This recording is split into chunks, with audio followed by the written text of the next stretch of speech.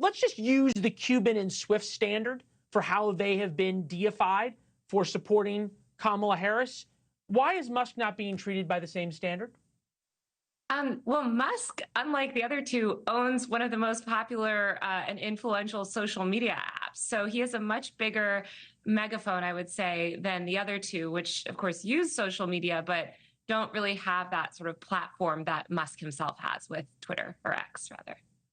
Okay, but fair is fair based on whatever your platform is. Why is Musk gone from hero, which the left thought he was, to now supervillain? So this flip actually happened years ago. It sort of coincided with what is called the techlash. So once Trump was elected back in 2016, you saw the rise of a lot of scandals around these tech companies that had been sort of lauded for connecting the world and all of these things. Suddenly you had data privacy scandals like Cambridge Analytica and other things like that. You start to see a lot of backlash towards all of the tech leaders. Mark Zuckerberg went through the exact same thing, right? People used to love Mark Zuckerberg. Now they're extremely critical of him. So all of these tech billionaires were suddenly under tons of scrutiny.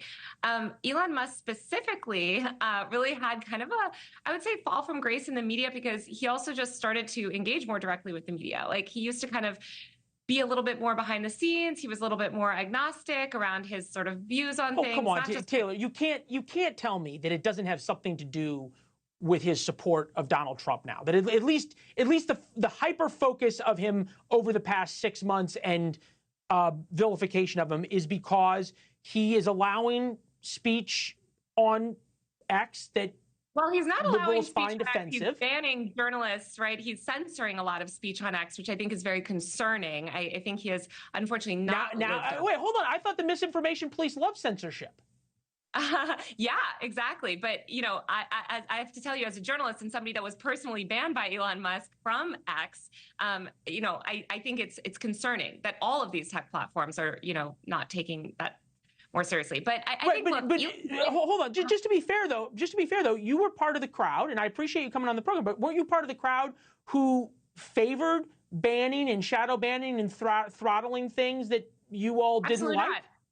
Absolutely not. Absolutely not. I have been an extreme outspoken advocate for actually more bottom-up community moderation, things like community notes. I am against top-down moderation with tech companies. That's something that I've always been consistent on. Always. Okay. Go ahead. Oh, I was just going to say, but it's disingenuous to act like Elon wasn't getting tough treatment from the press. Go look at the coverage of when he bought Twitter and the moves that he made directly after he bought Twitter, all of the negative headlines, right? Like, he was getting railed in the press. People were rightly, I think, quite critical of some of the moves he was making back then as well. How much of that do you think, though, is because the press is threatened by him? Well, look, I think the press has an antagonistic relationship with billionaires, which is what we want, right? We want them to be critical of all billionaires, not just Elon Musk. It would be great if the press was critical of all billionaires in the same way. But look, Elon was making really erratic moves. Remember when he just let everybody that had ever been banned off Twitter back on Twitter without sort of giving any care to why certain people were banned? I'm not necessarily for lifetime bans on social media, but I think it's worth noting that he was being scrutinized back then, and that was way before he endorsed Trump. But he was being scrutinized sort of for the same thing, right? He was letting a lot of right-wing people back on Twitter. But you say that billionaires should all be treated equally when they want to get involved in politics. Fine, fair is fair. That's what this program's about.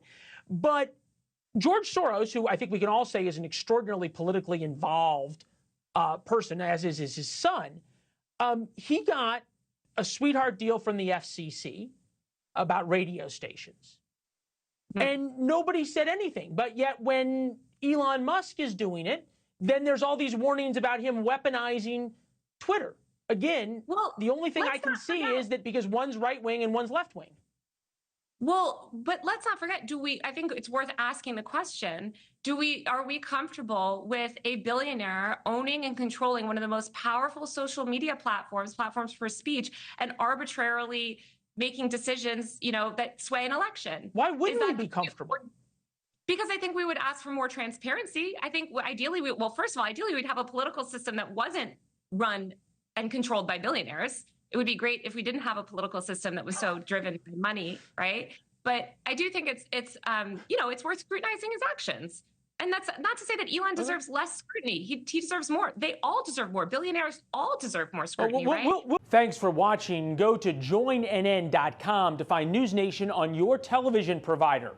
And don't forget to click the red subscribe button below to get more of NewsNation's fact-driven, unbiased coverage.